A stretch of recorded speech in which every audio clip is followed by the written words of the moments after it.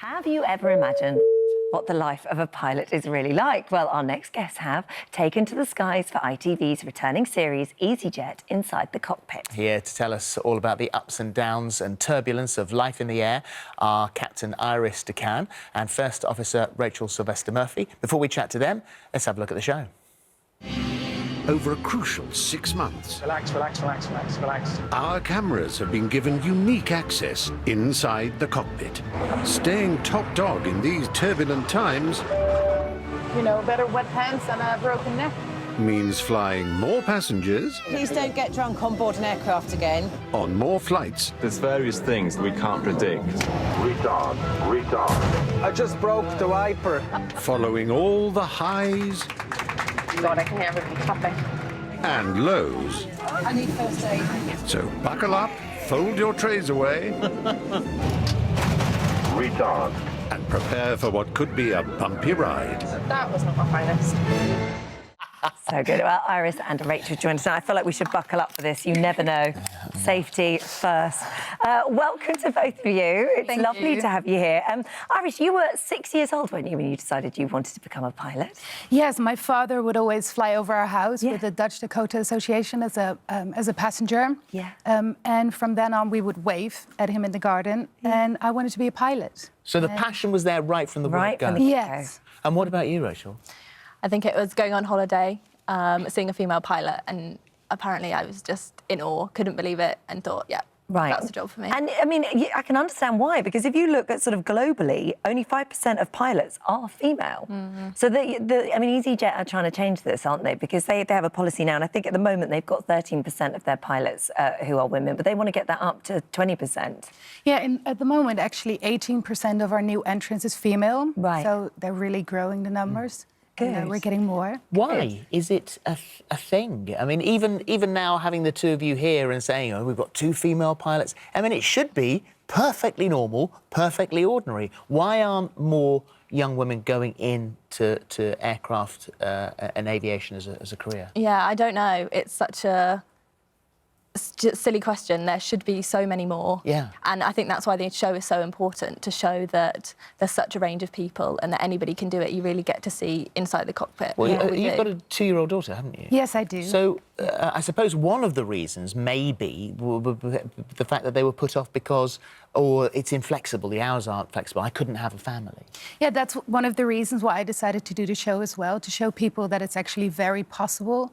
And that everything can work around it. I think for anybody that's a slightly nervous flyer, I mean, I'm not brilliant. I'm definitely much better, but I'm not brilliant. There's no doubt about it. But when you realise what you have gone through in order to be a pilot, the training that's involved, the training that continues, actually, because even when you're qualified and you're flying, you still have to train. Is it every 8 months? Every 6 months. 6 months, yeah. Yes. It's even better.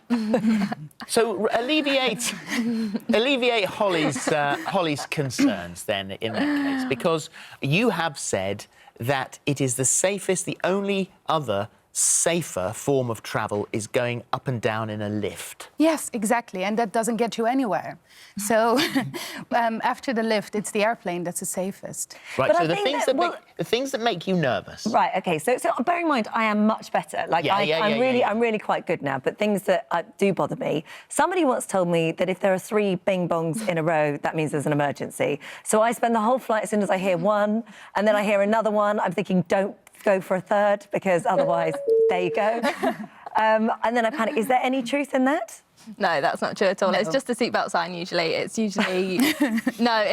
that's not true at all. No. I promise, no. That could be 3 people asking for coffee down all at the same time. Exactly.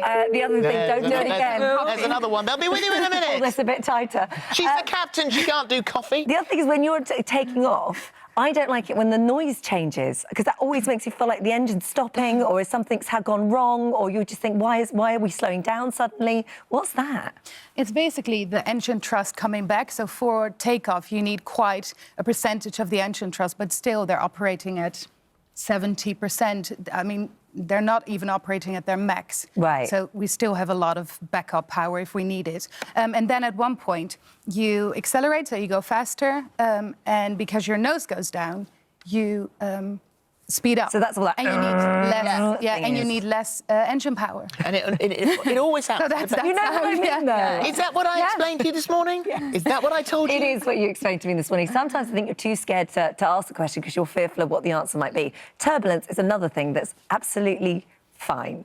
Yes. It's normal. Happens all the time. What is it then? Is it air? Basically, yeah. Pockets What of else is air. it going to be? Yeah. Pockets of air, unstable air, changes in wind on level, Yeah. flying over the mountains, and there the wind changes, so that all causes turbulence. But For you guys, and you've said, you're retrained every 6 months. You go through courses of, what to do in any failures that are unlikely to have happened, but you all know exactly what to do.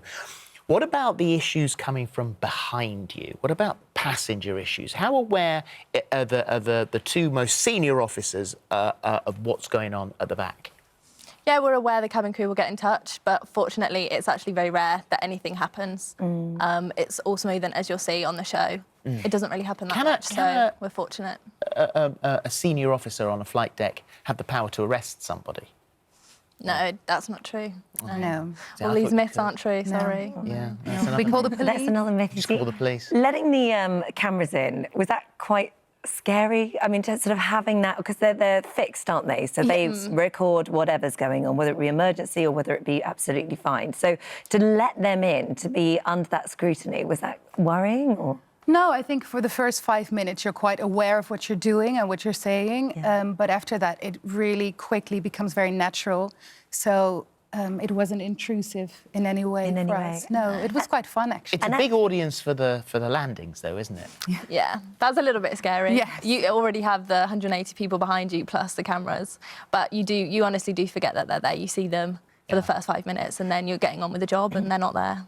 And they captured a really wonderful moment in your life and your career because you were made captain. Yes, I got my 4 stripes. 4 stripes. So 4 stripes is captain, 2 stripes is... First officer. First officer. And that's it's the two of you that sit side by side. And it depends on how many hours of flying you do to become a captain?